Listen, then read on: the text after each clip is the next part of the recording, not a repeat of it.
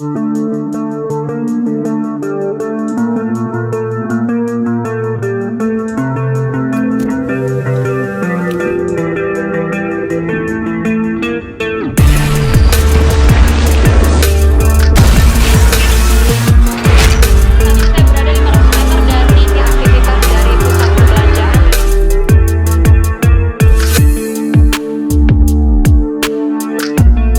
guys, jumpa lagi di channel kesayangan kita semua, Daily Netizen.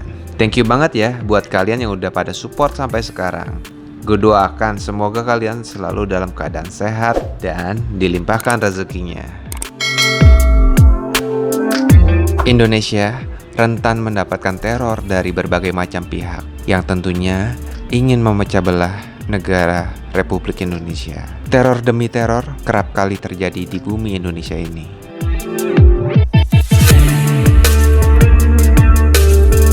Baru-baru ini kita digemparkan dengan penangkapan beberapa nama besar di Indonesia oleh Densus 88. Bravo Densus! Tentunya kalau yang menangkap Densus 88 udah pasti nih kalian tahu semua. Apa tuh kasusnya yang menjerat para tersangka tersebut? Yes, sudah pasti kalian udah bisa jawab. Terorisme.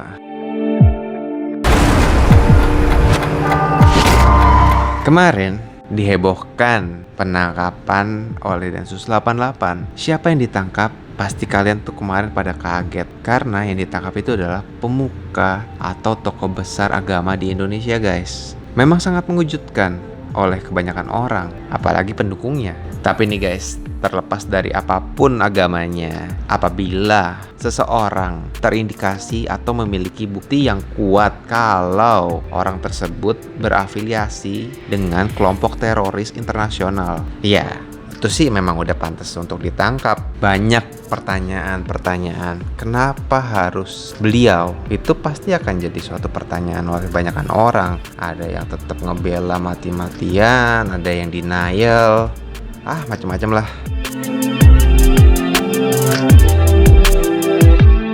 Yang pasti nih, gue gak akan ragu sama kinerja Densus 88. Udah pasti kita gak perlu mempertanyakan mereka lagi, guys. Mereka tuh udah pasti bekerja dengan profesional, dan juga penyelidikannya pun pasti panjang journey-nya.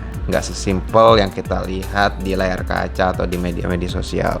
Ada nih gue ngutip dari salah satu mantan kepala BIN, yaitu Jenderal Bapak Hendro Priyono, yang kemarin gue lihat di salah satu YouTube Om Deddy Kobusier. Beliau mengatakan kalau intelijen itu bekerja dengan panca indera. Artinya, para intelijen itu udah mengumpulkan bukti-bukti yang sangat konkret dan relate. Karena bukti-bukti itu adalah dasar mereka untuk menangkap para pelaku-pelaku kejahatan. Tugasnya Intel adalah mengumpulkan bukti dan merangkai menjadi satu rangkaian yang sangat luas dan sangat besar dan cukup kuat. Ya artinya nggak mungkin nih kucuk Densus nangkap orang tanpa ada bukti yang kuat. Nggak mungkin banget.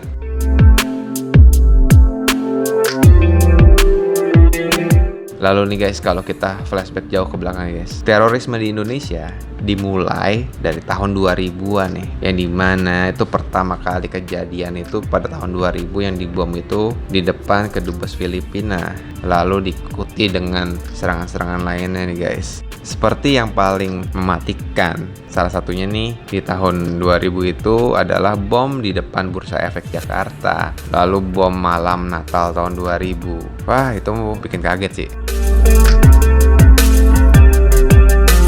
Lalu lanjut nih, di tahun 2002 ada peristiwa yang sangat pilu banget guys, yaitu tragedi Bom Bali 1. Serangan Bom Bali 1 ini memakan korban jiwa yang sangat banyak. Kurang lebih ada 202 orang yang tewas dalam pengeboman di Bali itu. Kebanyakan korban dari bombing tersebut adalah warga negara asing. Mayoritas sih kalau nggak salah tuh orang Australia ya. Sungguh pilu sih tragedi Bom Bali 1 tersebut.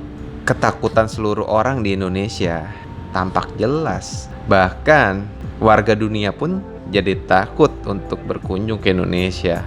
Apakah berkunjung ke Indonesia itu aman? Wah, itu langsung pada saat itu langsung pariwisata Indonesia langsung merosot terjun bebas guys. Akibatnya ya anjlok devisa negara. Banyak yang dirugikan. Masyarakat setempat pun banyak dirugikan juga karena penghasilannya merosot. Asli ngeri banget. Rangkaian bombing ini yang di Bali itu tuh didalangi oleh Dr. Azhari dan Nurdin M. Top guys. Dan keduanya itu adalah gembong teroris asal Malaysia.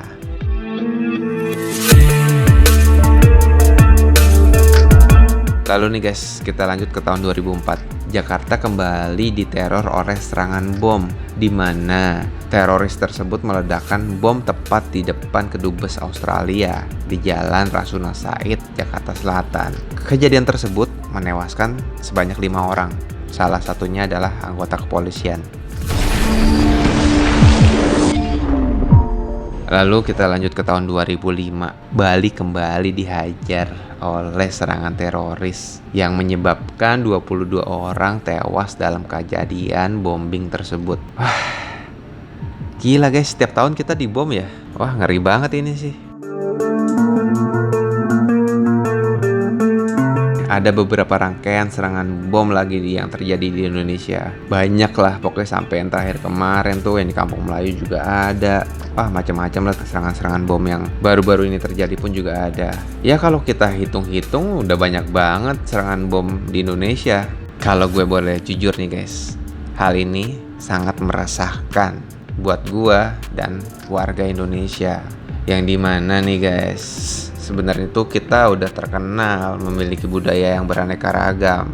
Dan kita juga udah terkenal warganya nih dapat hidup rukun dan bertoleransi antar ras maupun bangsa-bangsa di Indonesia.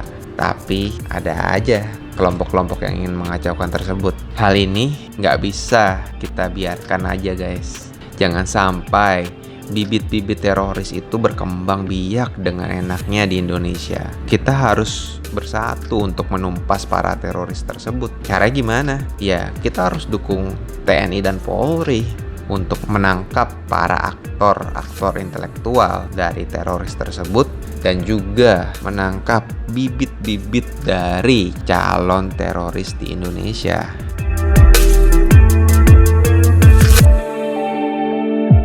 Gue yakin kita semua adalah generasi pintar guys, dan gak mudah untuk dipecah belah oleh suara-suara sumbang yang mengatasnamakan agama. Kita memang sangat perlu dan harus berpedoman kepada agama, tetapi kita juga harus yakin guys, kalau agama yang kita anut tersebut tidak pernah mengajarkan yang namanya kekerasan, atau menebar kebencian kepada orang lain, atau menyerang orang lain demi kepentingan tertentu. Gak pernah guys. Gua Muslim, Islam dari lahir. Gak pernah tuh gua ngelihat di Quran yang menyuruh orang untuk ngebunuh atau menyebarkan kebencian kepada orang lain. Gak pernah ada itu.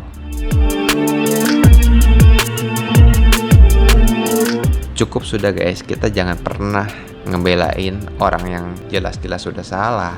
Karena orang yang sudah terbukti salah, dia harus menjalankan hukuman yang sesuai dengan hukuman yang berlaku di negara ini. Mari kita berpikir logis, rasional, dan tentunya harus diseimbangi dengan iman dari agama kita, agar kita tidak tersesat oleh ujaran-ujaran kebencian yang beredar luas saat ini.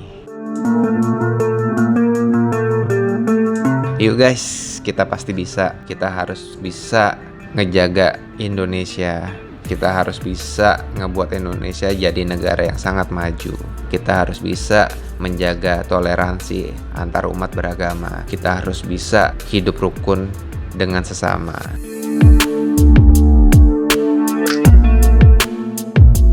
Thank you ya guys, udah nonton dan support kami sampai sekarang.